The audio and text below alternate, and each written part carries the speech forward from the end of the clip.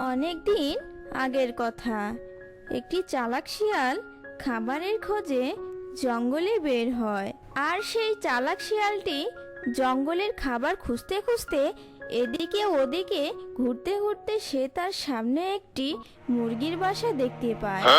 এই দেখে শিয়ালটা অবাক হয়ে বলে, আরে আরে, আমি তো ডিম সহ একটা মুরগির বাসা পেয়েছি। ওহো, বাসায় দেখি মুরগির চারটা ডিম আছে। হে হে হে, হাট্টিমা টিম টিম, দেরি না করে এই ডিমগুলো তাড়াতাড়ি সাবার করে দেই। সেই দুষ্টু পাজি শিয়ালটি এই কথা বলে কোনো দেরি না করে সে ডিমগুলো খেয়ে ফেলে। ডিমগুলো খেয়ে শিয়ালটা যখন চলে যাবে ঠিক তখনই মুরগি আর মোরগ বাড়ি ফিরে আসে। আর তারা দুজন সেই পাজি শিয়ালটিকে পালিয়ে যেতে দেখে। এই দেখে মা মুরগিটা বলে, আরে আরে, আমার কি পোড়া কপাল! এই পাজি শিয়ালটা আমার ডিমগুলোকে সব খেয়ে নিল যে। হায় হায়! মুরগির কথা শুনে মোরগ বলে, এই শিয়ালটা অনেক বদমাশ। ডিমগুলো যতই লুকিয়ে রাখি না কেন, এই বজ্জাত শিয়ালটা ঠিকই খুঁজে বের করে ফেলে, আমাদের ডিমগুলো খেয়ে নেয়। এবার আমরা আমাদের ডিম বাঁচানোর জন্য একটা বুদ্ধি বের করব। আমরা এমন কি করব? তুমি আমার কথা মন দিয়ে শোনো গিন্নি। এরপর মোরগের কথা মতো মুরগি মোরগের পিছু পিছু সে ডাইনোসরের গুহায় কাছে যায়। আর ডাইনোসরের গুহায় পাশে গিয়ে মোরগ একটি নতুন বাসা তৈরি করে। মুরগি আর সেই বাসায় নতুন করে ডিম পাড়ে। কিন্তু যতই দূরে যাক না কেন, সেই দুষ্টু পাজি শিয়ালের নাকের কাছে ডিমের ঘ্রাণ ঠিকই চলে যায়। সেই গন্ধ শুকে শুকে দুষ্টু পাজি শিয়াল ডাইনোসরের ডিমের কাছে চলে যায়। আর সেখানে গিয়ে সে দুষ্ট পাজি শিয়াল দেখে যে বড় বড় 4টা ডিম আছে। এই দেখে দুষ্ট পাজি শিয়াল খুব খুশি হয়ে বলে, আরে বাবা রে, এত বড় বড় ডিম! এগুলো কার ডিম? হাতির ডিম নাকি ঘোড়ার ডিম? আচ্ছা, যাই হোক না কেন, আগে এই ডিমগুলো খেয়ে নেই। আমার মনে হয় এই ডিমগুলো খেতে অনেক মজা হবে। হাট্টিমা টিম টিম, আহা মজার মজার ডিম! হাট্টিমা টিম টিম, আমি খাবো এই ডিম। তখন সেই মোরগ আর মুরগি পাশে থাকা গাছটির ওপর দাঁড়িয়ে দেখছিল।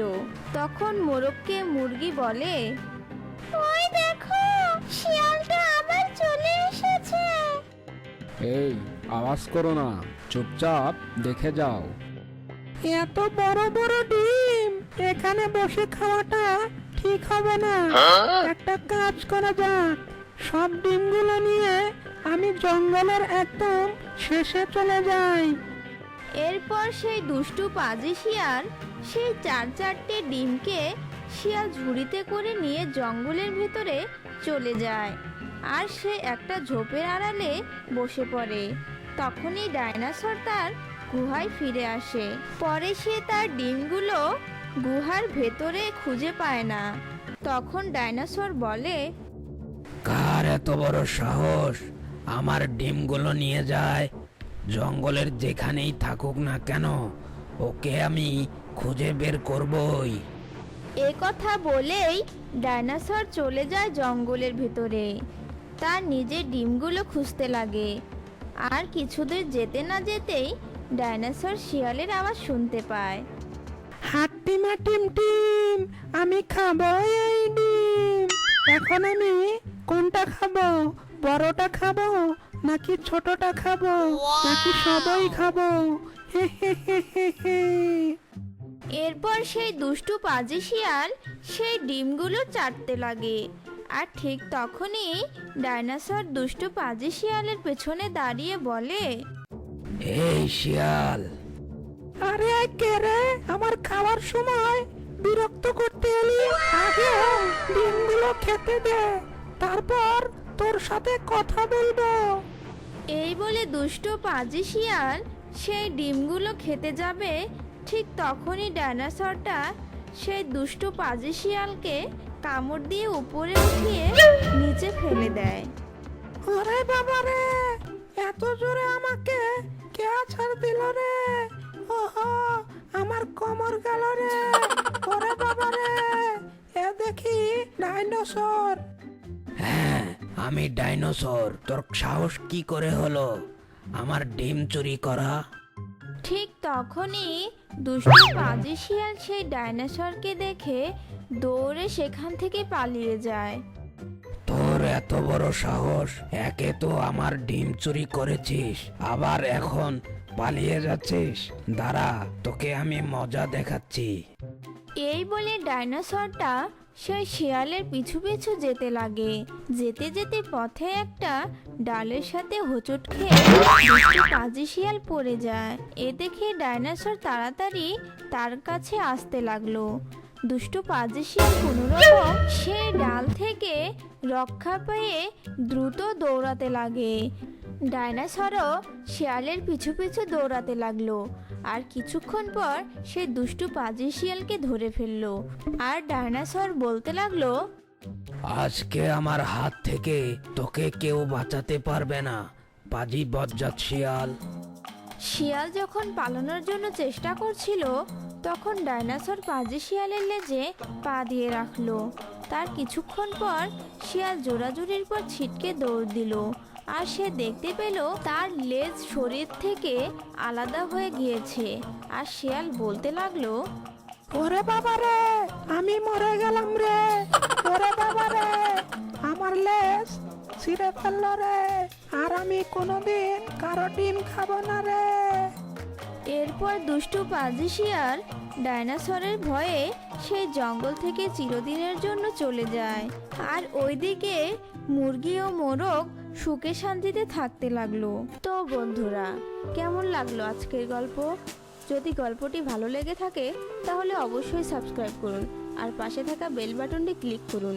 অবশ্যই লাইক কমেন্ট শেয়ার করতে ভুলবেন না।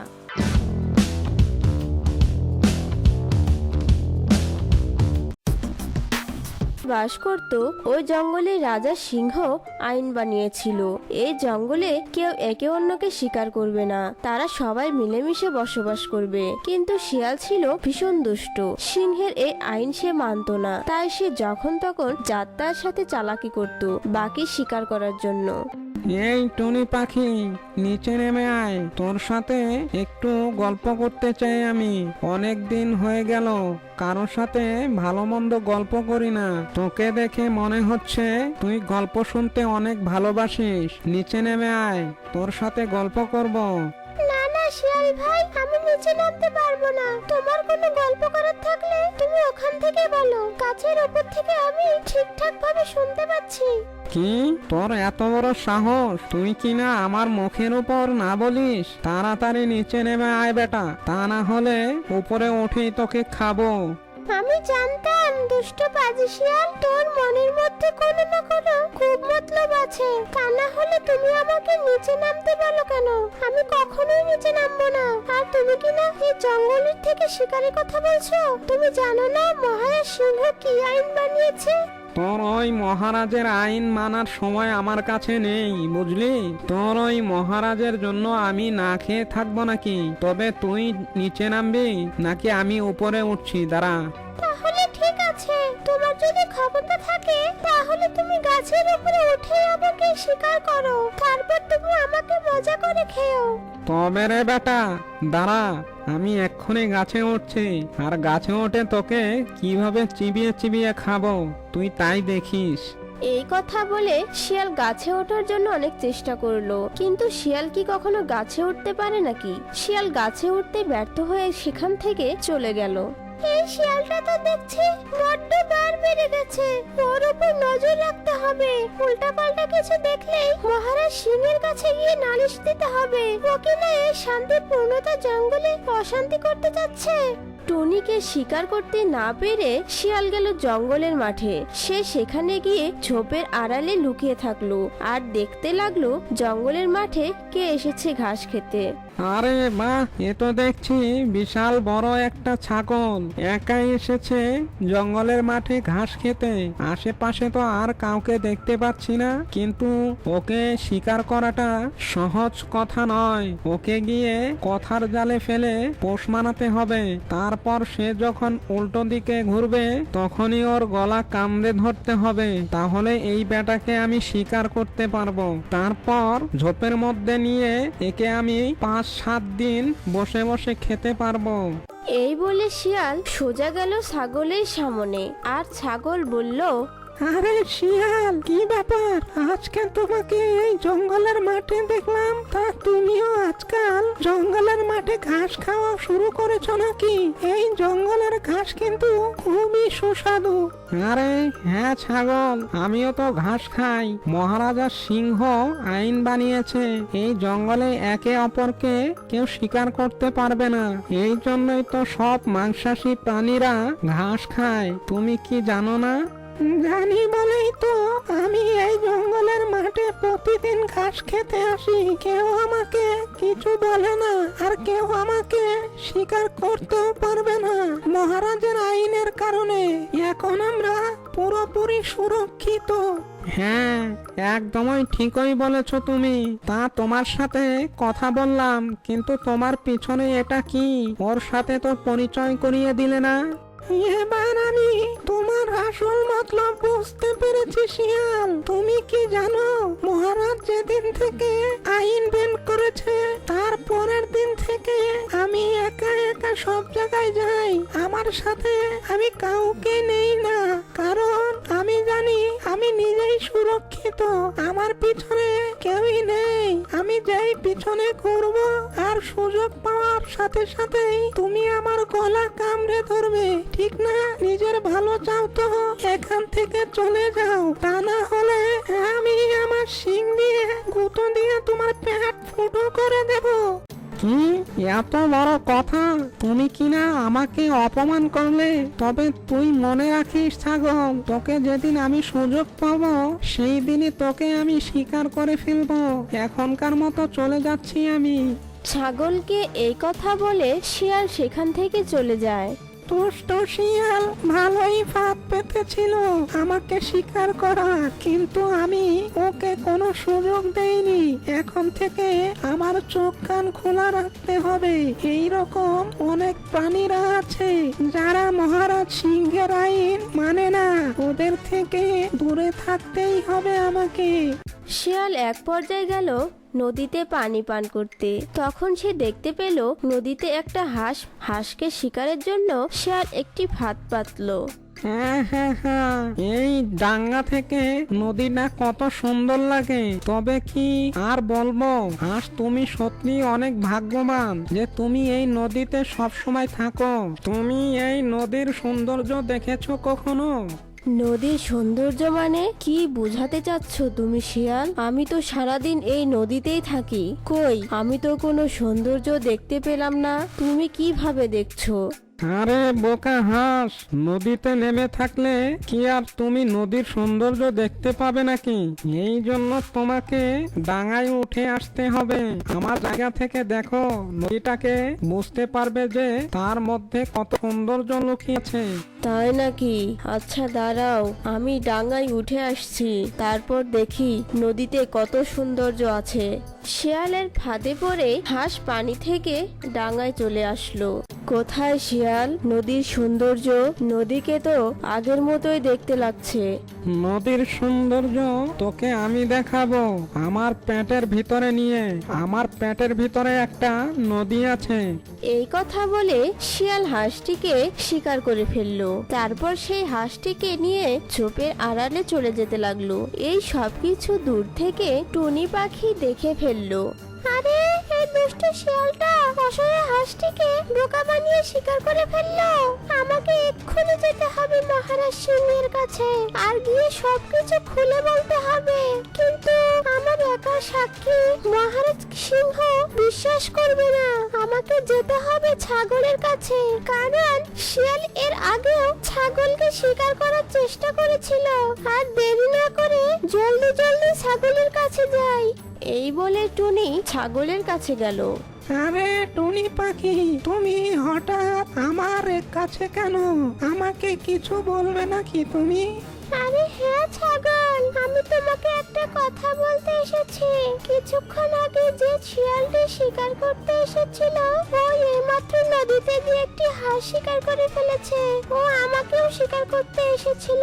চলো আমরা মহারাজা সিংহের কাছে যাই আর বিচার দেই, তা না হলে ও সুযোগ পেলে আমাদেরকেও শিকার করে ফেলবে। তুমি ঠিকই বলেছ। চলো আমরা দুজনেই মহারাজের কাছে যাই আর গিয়ে সব ঘটনা খুলে বলি। ছাগল ও টুনি চলল মহারাজ সিংহের কাছে। মহারাজ সিংহ তার গুহার সামনেই ছিল।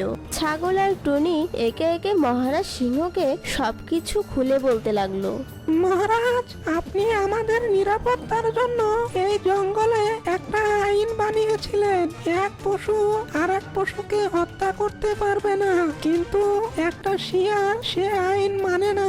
সে কিনা আমার কাছে এসেছিল শিকার করতে, কিন্তু আমি ওকে ভয় দেখিয়ে তাড়িয়ে দিয়েছি। কিন্তু ও যাওয়ার আগে বলে গেছে ও নাকি সুযোগ পেলেই আমাকে শিকার করে ফেলবে। হ্যাঁ মহারাজ, ওই শিয়াল আমাকেও শিকার করতে এসেছিল, কিন্তু আমাকে ও ছাগলকে শিকার করতে না পেরে সে গিয়েছিল নদীতে, আর নদীতে গিয়ে একটি নিষ্পাপ হাঁসকে শিকার করে ফেলেছে। আমি নিজের চোখে দেখে এসেছি। আপনি এর একটা বিচার করুন মহারাজ। কি শিয়ালের এত বড় সাহস! ও কিনা আমার আইন মানে না, জঙ্গলের বাঘ পর্যন্ত ঘাস খায়, আর ওই বেটা একটা শিয়াল হয়ে ও কিনা শিকার করে বেড়ায়। ওর এত বড় সাহস! এক্ষুনি ওর আমি ব্যবস্থা নিচ্ছি। সিংহ শিয়ালকে ধরে আনার জন্য বাঘকে ডেকে বলল, এই বাঘ, এক্ষুনি জঙ্গলে গিয়ে শিয়ালকে ধরে নিয়ে আয়। ওর নামে অনেক নালিশ আছে, ওর বিচার করতে হবে। ও কিনা আমার আইন মানে না, ওর এত বড় সাহস! সিংহের হুকুম পাওয়া মাত্রই বাঘ বেরিয়ে পড়ল শিয়ালকে ধরার খোঁজে। বাঘ এক পর্যায়ে শিয়ালকে সিংহের কাছে নিয়ে আসলো। কিরে বেটা শিয়াল, এত বড় সাহস! তুই কিনা আমার জঙ্গলে থেকেই আমার জঙ্গলের আইন মানিস না। তোকে এক্ষুনি আমি মেরে ফেলার হুকুম দিচ্ছি। মহারাজ, আমাকে ক্ষমা করে দিন। আমার অনেক বড় ভুল হয়ে গেছে। আমি বুঝতে পারিনি যে আপনি জঙ্গলের পশু পাখিদের রক্ষার্থে এই আইন বানিয়েছেন। এখন আমি বুঝতে পেরেছি। দয়া করে আমাকে প্রাণদণ্ড দিবেন না, আমাকে বাঁচার সুযোগ করে দিন। তুই যখন তোর ভুল বুঝতে পেরেছিস, তোকে আমি প্রাণদণ্ড দিচ্ছি না। তবে হ্যাঁ, এই জঙ্গলের সব প্রাণীদেরই শিক্ষা হওয়া উচিত। তোর এই ভুলের জন্য তোর লেজে আমি আগুন ধরিয়ে দিব। তোর লেজ পুড়ে যাবে, তাহলে তোকে দেখলে সবাই বুঝতে পারবে যে তুই কত বড় অন্যায় করেছিস। সিংহের কথা মতো শিয়ালের লেজে আগুন ধরিয়ে দেওয়া হলো। তারপর শিয়াল ওই জ্বলন্ত লেজ নিয়ে সেখান থেকে দৌড়ে পালিয়ে গেল। শিয়ালের লেজ পুড়ে গেল। এভাবে ওই জঙ্গলের মহারাজ সিংহের কোনো আইন অমান্য করা হলে মহারাজ সিংহ তাকে অনেকভাবে শাস্তি দিত, কারণ সে ওই জঙ্গলের প্রাণীদের রক্ষা করতে চাইতো, যেটি একটি রাজার বড় ধর্ম ছিল। তো বন্ধুরা, কেমন লাগলো আজকের গল্প? যদি গল্পটি ভালো লেগে থাকে তাহলে অবশ্যই সাবস্ক্রাইব করুন আর পাশে থাকা বেল বাটনটি ক্লিক দিয়ে রাখুন। আর অবশ্যই লাইক, কমেন্ট, শেয়ার করতে ভুলবেন না।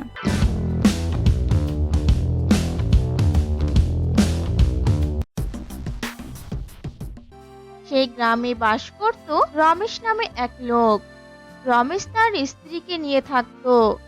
রমেশের কিছু কৃষি জমিও ছিল, আর তার জমির পাশেই দুটো কলা গাছ ছিল, আর কলা গাছে দুটো বড় কলার ছড়িও ছিল, একটা পাকা ছড়ি আর একটা কাঁচা ছড়ি।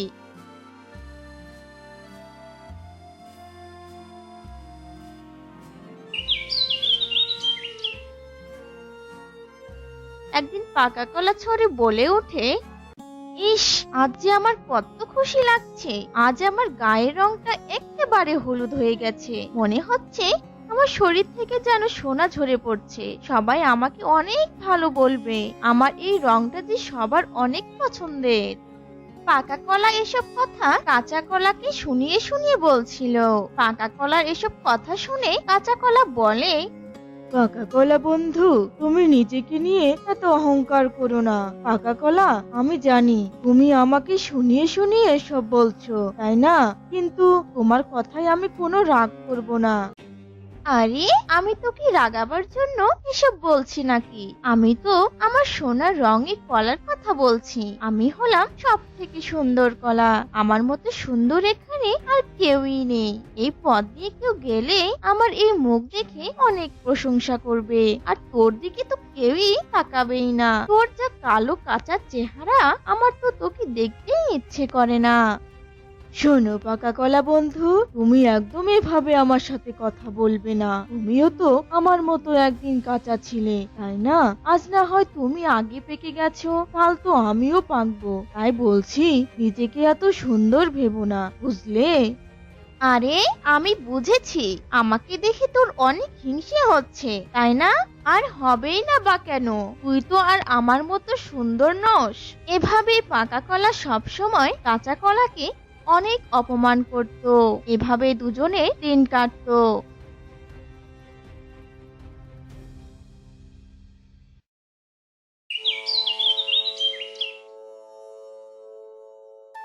একদিন রমেশের স্ত্রী তাদের জমিতে যায়। আরে, আমার একটা কলার ছড়ি তো পাইকা গেছে। একে তো বাজারে বিক্রি কইরা দিতেই হইব। না থাক, আরো ভালো কইরা পাকুক। ভালো কইরা পাকলে আমি ওনাকে বইলা বেশি দামের ছড়িটা বাজারে বিক্রি কইরা দিতে বলমু। আর কাল থেকে আমার আরো ভালো কইরা এই কলা গাছকে যত্ন করতে হইব। বেশি বেশি করে জল ঢালতে হইব। আর এই কাঁচা কলা তো পাকেই না। যাই, এই ডালগুলো কাইটা দিয়া আসি। এরপর রমেশের স্ত্রী কাঁচা কলার ডালগুলো কেটে দেয়। আর তারপর থেকে প্রতিদিন রমেশের স্ত্রী পাকা কলার গাছে বেশি বেশি করে জল দিত। রমেশও পাকা কলার গাছে বেশি যত্ন নিত, আর কাঁচা কলার গাছে কম জল দিত। এসব দেখে পাকা কলা কাঁচা কলাকে বলে, হ্যাঁ রে কাঁচা, দেখলি মালিক আমাকে কত যত্ন করে, আমার গোড়ায় কত জল দেয়, আর তোকে তো মালিক দেখতেই পায় না। উনি তো তোর উপর রাগ করে দিল তো তোর ডালগুলো কেটে। ছি ছি ছি ছি ছি, তোকে যে কি বাজে দেখতে লাগছে। শোনো পাকা বন্ধু, তুমি আমার সাথে এমন করছো কেন? আমরা তো একই জায়গায় বড় হয়েছি। তুমি যেখানে থাকো আমিও তো সেখানেই থাকি, তাই না? একদিন দেখবে তোমার এই অহংকার মাটিতে ঝরে পড়ে যাবে। এভাবে কয়েকদিন কেটে যায়।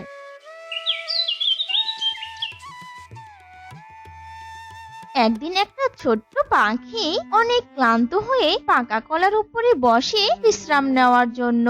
পাকা কলা অনেক রেগে যায়। এই পাখি, এই তুই আমার এখানে বসেছিস কেন রে? যা বলছি এখান থেকে। তুই জানিস না আমি হলাম রূপের রানী? তোর এমন নোংরা শরীর নিয়ে আমার এখানে বসেছিস কেন রে? যা যা, দূর হ বলছি। উঠে যা বলছি, এখান থেকে তাড়াতাড়ি উঠে যা। একই, তুমি আমাকে এভাবে বলছো কেন? আমি একটু বিশ্রাম নিতে এখানে বসেছি, আর তুমি তোমার রূপ নিয়ে এত অহংকার করছো কেন? তোমার এই রূপের গৌরব আর তো কয়েকদিন মাত্র, তারপর তো তুমি মানুষের পেটেই চলে যাবে। পাখির এসব কথা শুনে কাঁচা কলার অনেক মায়া হয়। ছোট্ট পাখি, তুমি আমার এখানে আসো, আমি তোমাকে কিছুই বলবো না। তোমার যতক্ষণ ইচ্ছে তুমি আমার এখানে বসে বিশ্রাম নিতে পারো। আর পাখি, তুমি পাকা কলার সাথে একদমই কথা বলো না। ও অনেক অহংকারী হয়ে গেছে এখন। ও তো সব সময় ওর এই পাকা রূপ নিয়ে আমাকে অনেক কথা শোনায়। ও তো বুঝতেই চায় না যে ওই রূপ আর বেশি দিন থাকবেই না। কাঁচা কলা, তুমি অনেক ভালো গো। তোমার সাথে কথা বলে আমার অনেক ভালো লাগলো। তবে এবার যাই গো। এই বলে পাখি চলে যায়।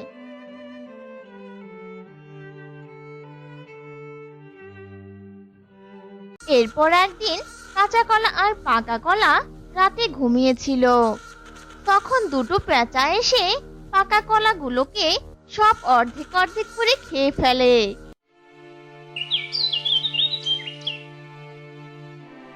সকাল হতেই পাকা কলা জেগে যায়।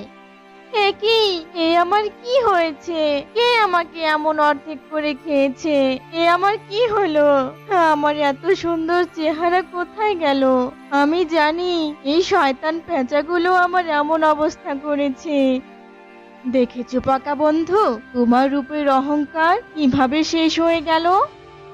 এদিকে রমেশ কলার ছড়ি কাটতে এসে দেখে সব কলা অর্ধেক করে পেঁচা খেয়ে ফেলেছে। কি আমি ভাবলাম আজ কলাগুলা বাজারে বেচা দিমু, আর এখন দেখছি সব কলা নষ্ট হইয়া গেছে। একে আর রাইখা কি করুম আমি? এরপর রমেশ সেই পাকা কলার গাছ একেবারে কেটে ফেলে, আর এভাবেই অহংকারী কলা গাছে পতন ঘটলো। তো বন্ধুরা, কেমন লাগলো আজকের গল্প? যদি গল্পটি ভালো লেগে থাকে তাহলে অবশ্যই সাবস্ক্রাইব করুন আর পাশে থাকা বেল বাটনটি ক্লিক দিয়ে রাখুন। আর অবশ্যই লাইক, কমেন্ট, শেয়ার করতে ভুলবেন না।